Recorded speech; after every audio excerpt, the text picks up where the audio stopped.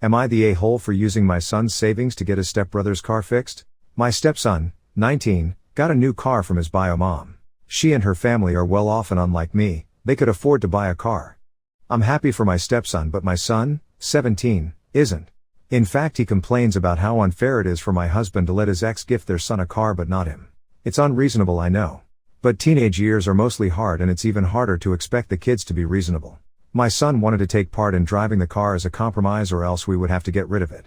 I sat him down to explain to him that the car is his stepbrother's property, and he shouldn't be expecting to drive it unless he's given permission. He was having none of it and kept giving us ultimatums, saying he either share the car with his stepbrother or the car goes. When my husband confronted him, my son went and done so much damage to the car, he threw paint on it, ruined the lights and damaged the front of it completely. My stepson had a breakdown when he saw it in the morning, and husband was beyond livid after seeing the footages from our driveway cam and seeing my son damaging the car. My husband confronted my son later, and all my son did was laugh and give him the middle finger. I went to take all of his camp savings for this summer to pay for the damages and gave them to my husband. My son found out and went batshit on everyone in the house. He accused me of stealing, then trying to please my husband for sex, then told his stepbrother that he warned him and so he shouldn't be blamed. He also said it was my fault for not getting him a car or getting my husband to get him a car in the first place to avoid favoritism and conflict. He's been spending majority of his time in his room refusing to come out or eat anything.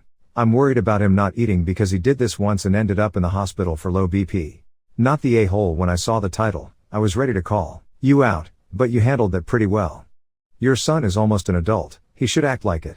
He was not remorseful, and he should be grateful your stepson didn't press charges. If he complains, ask if he'd rather his stepbrother press charges. You're the a-hole for blaming some truly aberrant behavior on mostly hard teenage years. News flash, most teens muddle through adolescence without hunger striking their way to the hospital, for example. Yes, you handled it well after the damage had been done, but clearly a lot has been allowed to pass if he has gotten all the way to 17 with the impulse control and emotional maturity of a 3-year-old. Am I the a-hole for refusing to give my stepsister tickets to a concert I have free tickets to and tell her to stay home and look after a daughter instead?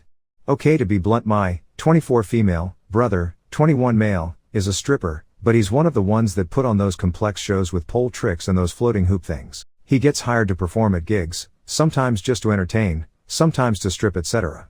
He's been hired to perform at a few concerts over the past years or so as things have opened up, and when they are safe for work he often offers me free tickets. I don't know most of the artists since they are normally smaller underground concerts, but I enjoy the atmosphere, so I normally go. Our parents split after I finished high school. My dad is still single, but our mom had remarried, and we now have step-siblings, 18 male, 20 female, 22 female. When they found out what my brother does, my stepbrother didn't really care, but my stepsisters freaked out, and refused to be around him, especially the older one. She has a kid, 3F, and didn't want her to even hear about my brother. This really damaged my relationship with them. After he asked, I started taking my stepbrother with me, as he also really likes this sort of atmosphere. Now my brother offered me tickets to this gig next week. I texted my stepbro about it and he freaked out since he actually knew this small band and really liked them. But turns out so does his older sister. She found out and texted me, asking if I could get her some free tickets. I immediately said no. She got upset and asked why, and I told her that after how she has treated my brother there was no way I was letting her use him to get free stuff. She called me petty and that she was just being a good mother and looking out for her daughter. I then told her to stay home and look after her daughter then. She called me a few names before I just stopped responding to her texts. So am I the a-hole?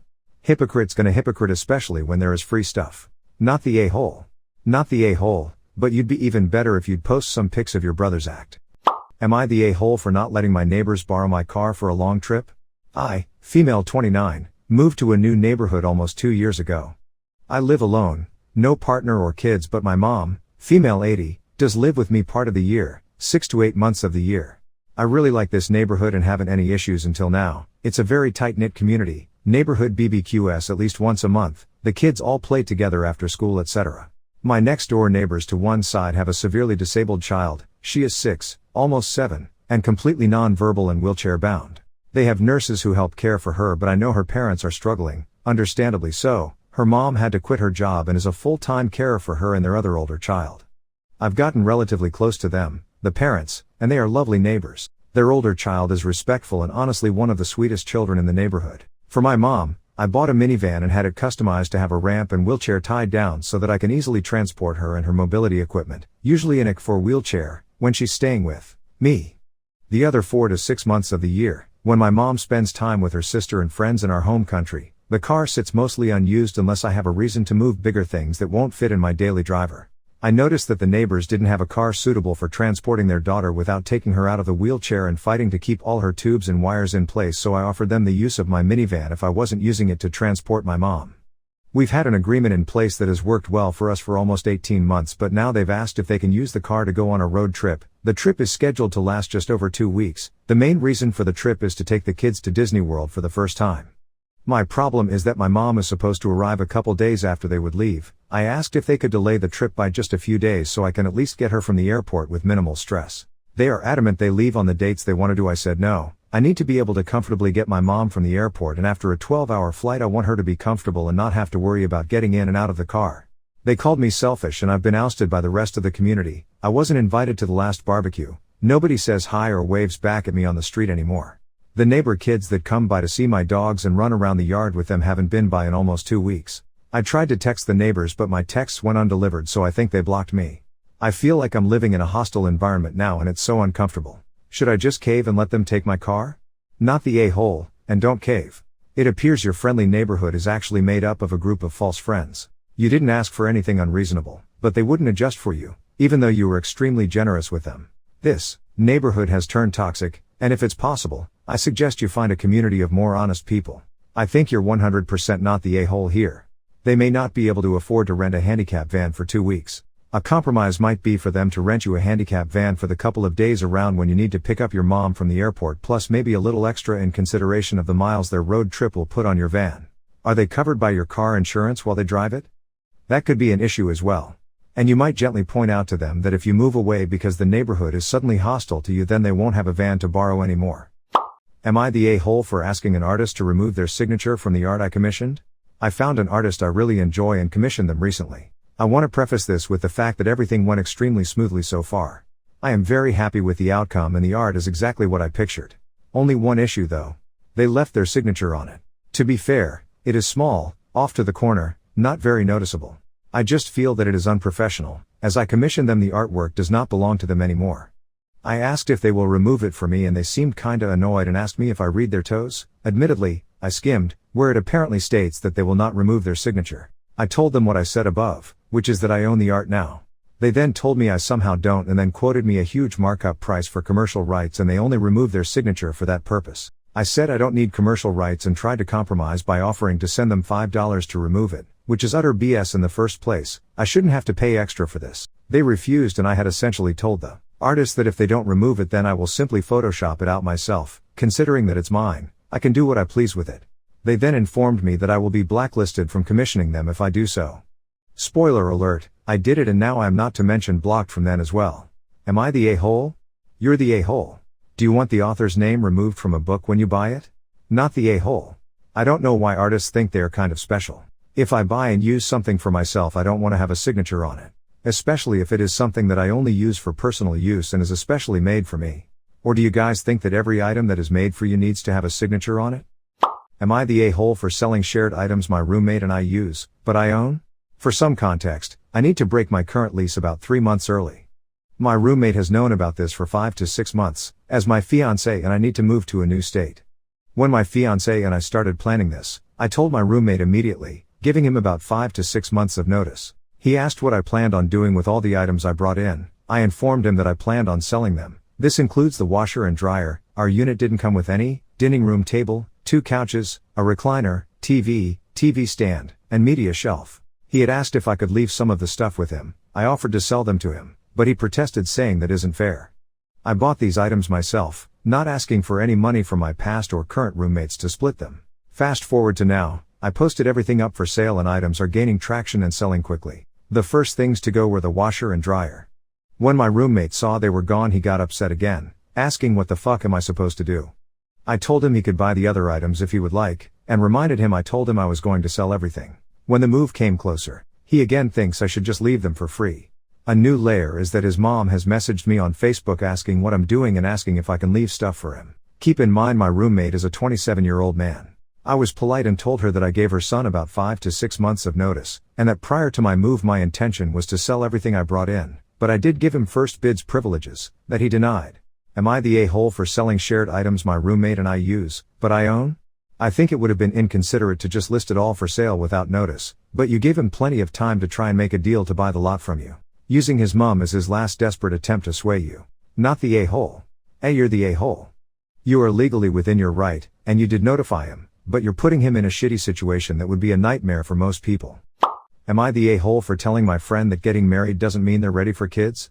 Background: I, 33 female, am mom to Leah, 2 female, set to be married to Jim, 30 male, in a year.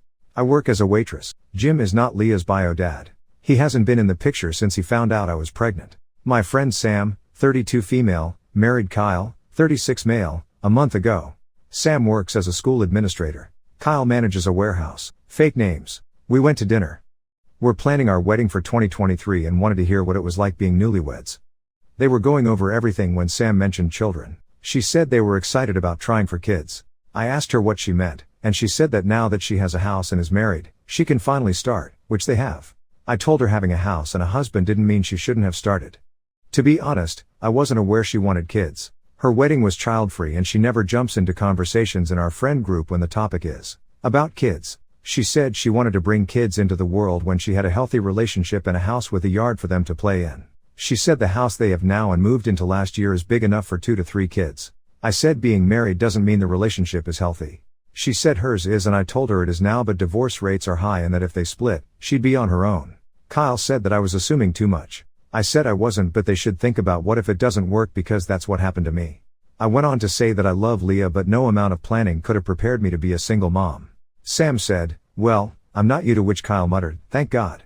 Jim told Kyle to be respectful. Kyle said he wasn't the one being disrespectful at the table. I said if my comments hit a nerve so easily, then maybe it was a sign that they knew I was right and had a point. Sam asked if I was mad that she chose to wait for the right man to come along to produce a child and I didn't, and that I was speaking more through regret than personal experience. I told Sam I do not regret Leah, to which she said, "No, but it certainly sounds like you regret the timing." I said the timing was fine and that I was doing fine caring for Leah, but then Sam brought up my financial issues I was having with my job. I told her not everyone can go to grad school and work when they have a family and a relationship. Sam was single for 3 years before meeting Kyle. Sam told me that was her point, that she had different priorities than me, and that's why she is where she's at and I'm stuck where I'm at. The check had already been paid, so Jim said we needed to get home to relieve the babysitter. I've told our friend group what happened and they say that it was my fault for criticizing Sam for her choices, but I wasn't. One friend thinks Sam went too far with her comments about regret, but agreed that I sounded jealous of Sam. I am not. Jim's family and my parents agree with us, though. Am I the a-hole? You're the a-hole. So your friend has been married for a month, has a home and what sounds like a stable environment to bring a child into. She told you she was excited to start trying for kids. Your response was to tell her that her relationship isn't necessarily healthy and they shouldn't start trying for kids in case they split? Did I read that right? You're projecting here. How long should they wait before trying to have kids? Everyone sucks here. Honey, you got together to ask for advice and have a nice dinner, then proceeded to rain on their parade and question their life choices. Now, they didn't necessarily need to retaliate by characterizing your life as stuck, but you opened the door beforehand by questioning their choices and relationship and nitpicking everything they said. So I'd give this a 70-30, the a-hole split, with you on the 70% side. Will I be the a-hole if I met daddy's do-over baby against his wishes? I, 36 female, have never had a relationship with my dad. The one time I met him he flat out told that I am nothing more than a mistake he made at age 19. He lived a very affluent life while I was raised in abject poverty. He never made financial contributions to my well-being. Recently, his mother passed away. I have no idea how she found out about me because he hid the fact that I existed from his entire family. She left me a not insubstantial amount of money and her will now sitting in a college fund for my daughter. This led several members of the family to question who I was and why she had left me money, forcing Dad to confess. His do-over baby has contacted me and wants to fly over to meet.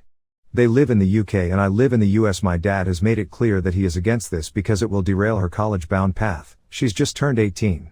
I must admit I am curious as to what she's like. Will I be the a-hole if I met her despite Dad's objections? Not the a-hole. Your dad sucks and his other child can do whatever she likes. She is 18 years old. If it means she ends up resenting your dad for the way he treated you, then that'll be the bet he made. You referring to her as his do-over baby sounds kind of petty. And if this will endanger her studies, like her missing exams, I agree with her dad. He's your sperm donor, not your father. Am I the a-hole for not being comfortable with a male med student being in the room while my doctor performed a physical exam? I, 16 female, recently went to the pediatrician with my mom for my physical exam. As a background, I've never been comfortable with male doctors and have always requested female ones, and I was expecting an all-female team of doctors today, as it was what I requested. After the nurse took my vitals, I was told to undress and get into a dressing gown and that the doctor would be in shortly. After I had gotten into my gown, my doctor entered the room with a young man. This had never happened before and I was extremely uncomfortable, as I was wearing nothing but a dressing gown, which I knew I was going to have to remove for later parts of the exam. The doctor asked me and my mom if we were okay with the man, a male med student, watching my physical, and even though both me and my mom weren't comfortable with this, neither of us knew how to say no, so we allowed him to come in. The doctor then started asking questions about my mental health, which I wanted to answer but didn't feel comfortable answering with this random man standing there staring at me. I sat through a few questions and then all of a sudden broke down and started to cry, as I was so uncomfortable with this I didn't want the exam to continue. I told the doctor how uncomfortable I was while I cried, and she told the man to leave the room. As I continued to cry, she told me how she didn't think I would react that way and that she was sorry, but she seemed rude and not happy during the rest of the exam. I discussed this with my mom and we both think the doctor was in the wrong, but based off the doctor's reaction to my feelings, it seems like I was the one being rude. So, am I the a-hole? Your doctor is TA for taking anybody into that room where you were sitting in a gown without checking with you first. Seriously. Normal practice is to ask the patient whether they are okay with the presence of a med student, and not ask that question after the patient has undressed. It definitely isn't okay to start the exam without clearing this with the patient first, regardless of how the doctor expects you to respond. You are not rude, at all, not the a-hole. You're the a-hole but not for not wanting the male med student there. It's your right to request female doctors and express you would prefer him not partaking in the exam. But you did not express this. Your doctor is not a mind reader, nor is the med student.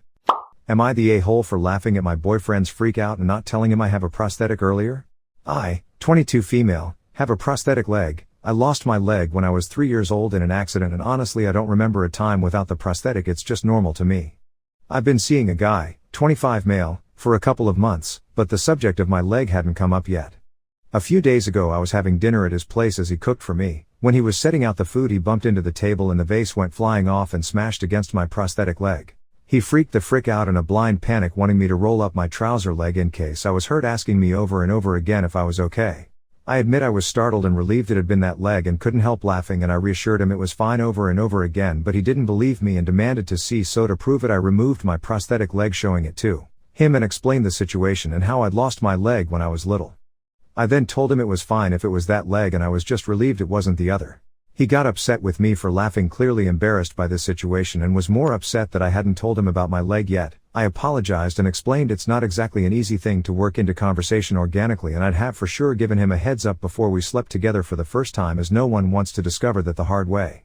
He cleaned up the glass and I put my leg back on and we had dinner, though the mood was ruined and he was clearly unhappy with me.